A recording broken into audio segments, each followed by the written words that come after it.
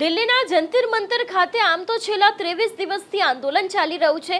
નીટનું paper leak થયું અને એ બાદ શિક્ષણ મંત્રી ધર્મેન્દ્ર પ્રધાન રાજીનામું આપે અને એના સાથે વિદ્યાર્થીઓને લઈને છેલ્લા ઘણા સમયથી ઘણી બધી માંગ કરવામાં આવી રહી છે।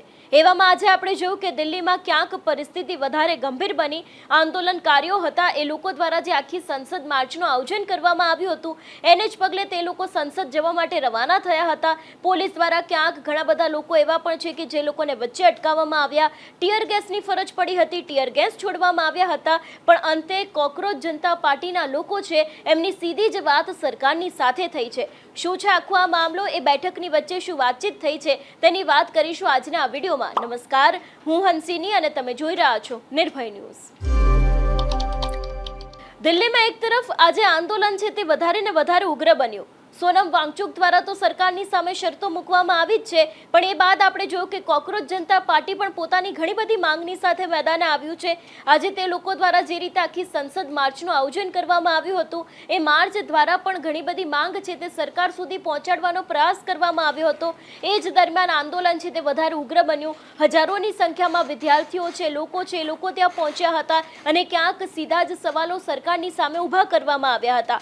પણ હવે જ્યારે કોકરોચ જનતા પાર્ટી અને કેન્દ્રીય મંત્રી જેપી નડ્ડા વચ્ચે આખી મુલાકાત થઈ છે એનો જ એક ફોટો કોકરોચ જનતા પાર્ટી દ્વારા શેર કરવામાં આવ્યો છે। આ ફોટોમાં સાફપણે જોઈ શકાય છે કે કેન્દ્રીય મંત્રી જેપી નડ્ડા છે ને તેની સાથે આજે કોકરોચ જનતા પાર્ટીના બે લોકો છે એ લોકોની વચ્ચે આખો સંવાદ થયો છે ને આ એક લેટર જેવું દેખાઈ રહ્યું છે।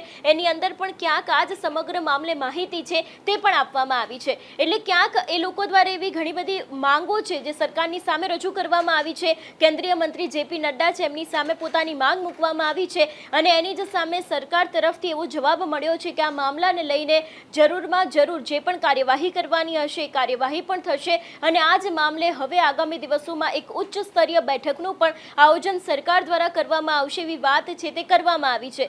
પણ એની સામે આપણે જોતા આવ્યા છે કે કોકરોચ જનતા પાર્ટી છે એ લોકોને એવું પણ માનવું છે કે જ્યાં સુધી આ વાતનું નિરાકરણ નહીં આવે ત્યાં સુધી તેમનું શાંતિભર્યું જે આખું આંદોલન છે તે તો ચાલુ જ રહેશે। બીજી એક વાતને લઈને પણ ક્યાંક કોકરોચ જનતા પાર્ટી દ્વારા ખુલાસો કરવામાં આવ્યો છે, કારણ કે છેલ્લા ઘણા સમયથી ચર્ચાઓ એવી ચાલી રહી છે કે પોલીસ દ્વારા દિલ્હીના જંતર મંતર ઉપરથી અભિજીત દીપકે જે કોકરોચ જનતા પાર્ટીના સ્થાપક છે એમને ઉઠાવવામાં આવ્યા છે, એટલે કે પોલીસ દ્વારા તેમની અટકાયત કરવામાં આવી છે।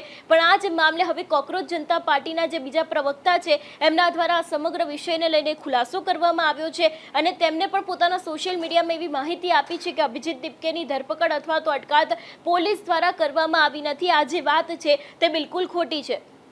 અત્યારે હાલના માહોલની જો વાત કરવામાં આવે તો ઘણા બધા એવા વિદ્યાર્થીઓ છે કે વિદ્યાર્થીઓ પણ અત્યારે હાલ કોકરોચ જનતા પાર્ટી અભિજીત દીપકે સોનમ વાંગચુકના સમર્થનમાં આવ્યા છે અને ફરી એક વખત દિલ્હીમાં એવી ફરજ પડી હતી કે તે લોકોને પોલીસ છે એમને ટીયર ગેસ છોડવા પડ્યા હતા। પરિસ્થિતિ અત્યારે પણ હાલ ગંભીર જ છે, કારણ કે હજારોની સંખ્યામાં વિદ્યાર્થીઓ છે એ લોકો આ જ મામલાને લઈને મેદાને આવ્યા છે। એટલું જ નહીં, આનો જે આખો કહી શકાય કે આના પડઘા અત્યારે હાલ સમગ્ર ગુજરાત હોય, બીજા પણ ઘણા બધા એવા વિસ્તારો છે કે જ્યાં પડી રહ્યા છે, જ્યાં પણ લોકો એક બાદ એક આંદોલનો કરી રહ્યા છે। સૌથી પહેલા તો અત્યારે હાલ દિલ્હીમાં શું પરિસ્થિતિ છે એ દ્રશ્ય ઉપર નજર કરીએ।